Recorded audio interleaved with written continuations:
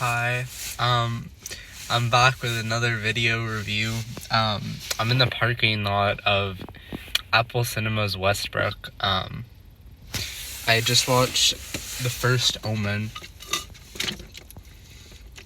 Sorry, I'm Diet Dr. Pepper. Anyway, story time. I'm gonna start all of these with a story time, unless, somebody hates it. But per video reminder to watch on 1.5 times speed, so you're not too bored.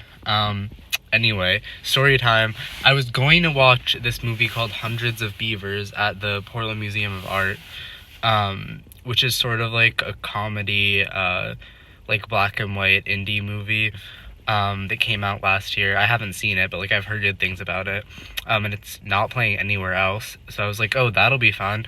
But then I could not find anywhere to park in Portland. It was so fucking annoying. By the time, I had almost found a parking spot, I was literally, I would have been, 15 minutes late to the fucking movie. So that sucked. I screamed in the fucking car. It was annoying. I scream in the car a lot. That's not, a concerning thing, for me. It should not concern you that I did that.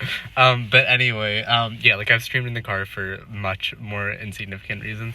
But anyway, then I was like, fuck it, I'm not going home. So I ended up spending $30 on a movie at Apple Cinemas, because it was $13 for the ticket, then $5 for popcorn. Or no, that's not even right. I don't know, but I swear it totaled to $30, because the soda was $8. The popcorn was it must have also been fucking $8 or something. I know, just trust me, okay? I know it totaled to $30 because I remember what I paid. I could have watched a movie at home, but no, I support movie theaters. And I watched a random movie that I'd heard nothing about called The First Omen. And I didn't realize until really recently, after I'd finished watching the movie, after I got out of the theater, that it's actually a prequel to an old horror movie franchise, I guess, that was popular in the 80s or 70s, or it started in the 70s, but whatever. I didn't know that it was a franchise movie. I thought that it was its own thing. So in a way, a lot of my criticisms of the lore and world building and plot decisions in the movie probably were not the decisions of the screenwriters of this movie, and they were just working with what they had. But whatever, they still count as criticisms. Anyway, this movie was alright. It was better than the Human Centipede movies. It was a solid horror movie. I'm glad I watched it in theaters rather than nothing, although movie theaters really should charge you less for concessions. By the way, because it's on Snap, it's going to be lots of little segments, because, it ends it automatically after, for every 2 or 3 minutes. I'm hoping to keep this pretty short, though. So, yeah, the movie was decent. It was a good horror movie. I'm glad I watched it.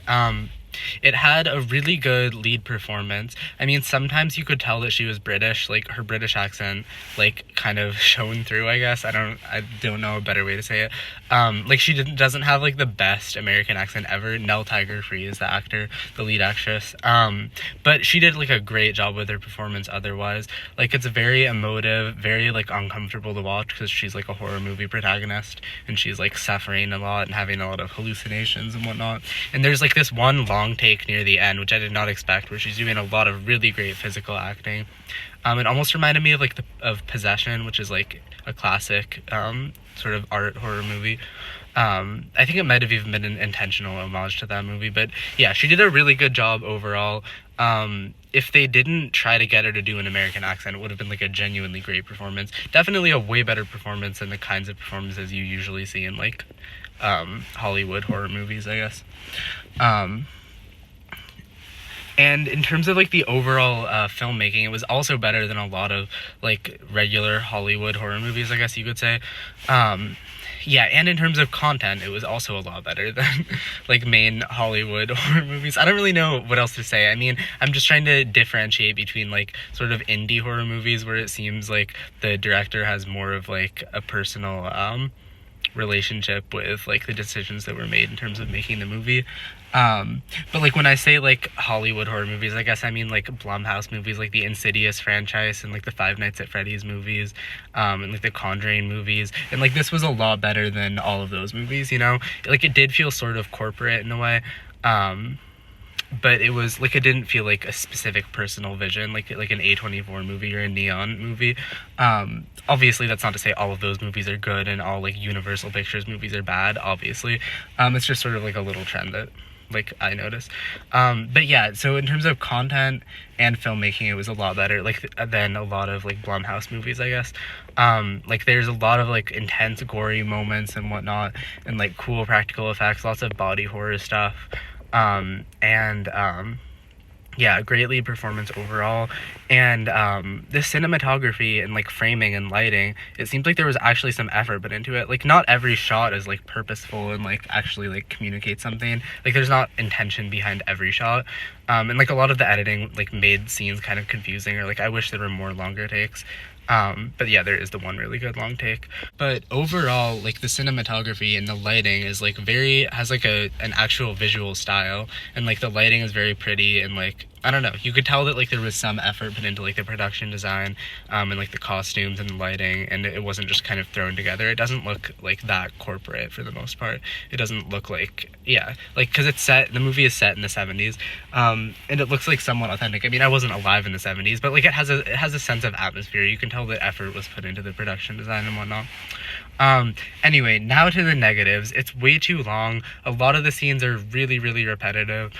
And there's so many like horror cliches in it. Like even though there's some things about it that are like more unique, and better than like the average horror movie, I guess.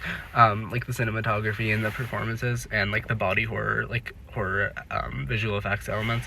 There are also some like really cliche bad horror movie stuff. Like there are a lot of false jump scares. Yeah, overall it just does not really justify the runtime. Like this easily could have been an hour and a half. It's 2 hours. Like, and so many scenes, especially in the first half, are just really repetitive. Yeah, a lot of cliche horror tropes, and like none of the characters really have much personality at all, which is like I guess they don't need to. It's not like a brilliant art movie or like character drama, but like I don't know, if you're not going to give the characters like developed personalities and characters or whatever, then you should at least have like a higher ratio of like horror gore scenes to like regular scenes, and you should at least make it shorter too. But there are lots of just kind of boring scenes where it's just rehashing the same information. Yeah, I don't know, it could have been shorter, could have been more consistently engaging throughout. Also, the music was for the most part good. Some of the music, some of like the more choral music felt like very unique and creepy in like its own style, but a lot of the score felt like kind of just like stock horror movie music, and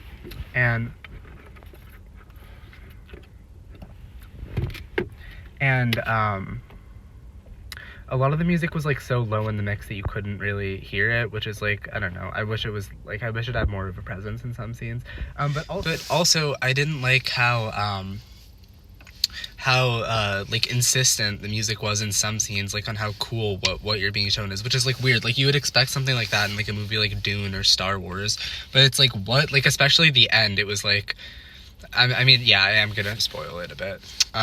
It's just like so insistent on how cool what you're being shown is, and it's like, okay, it wasn't that cool. Like it's so dramatic and so overpresent. So yeah, I don't know. The music feels sometimes cliche, sometimes underpresent, sometimes overpresent, and sometimes like not unique. Sometimes it is unique though. I don't know. It's kind of an inconsistent score in my opinion. Like sometimes it added something good, sometimes it added something bad. Yeah, some scenes definitely would have been more effective without any music. I don't know. Music was mixed. It was kind of boring, and it was also kind of interesting and good at the same time. I do have some issues with the plot, which, like I said before, like you could blame some of these on the screenwriters of the original franchise, and like these screenwriters just had to work with those errors. But basically, okay, now really I'm really getting into spoilers, so like pause the video if you don't want to hear them. I don't know why I said that.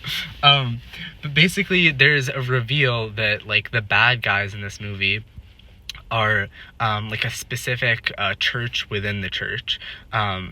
So the character who's explaining it to the main character says it like this. Basically, there are two churches. There's like the evil church and the good church, and they're both Christian. They both believe in Christianity, but the difference is that the evil church believes in Christianity so much that they want to like bring about the Antichrist in order to convince non-Christian people that Christianity is real and therefore spread Christianity, which is such a weird and like convoluted thing, because the movie also makes a point about like the fact that the Antichrist is real and their methods of trying to bring about the Antichrist like are successful and like are working, and like that's a real threat, and like not even just that they're like doing fucked up shit in the process. I mean, the movie definitely shows that, but they also like they are the movie canonically confirms the idea that like the Antichrist and Satan exist within the world of the movie.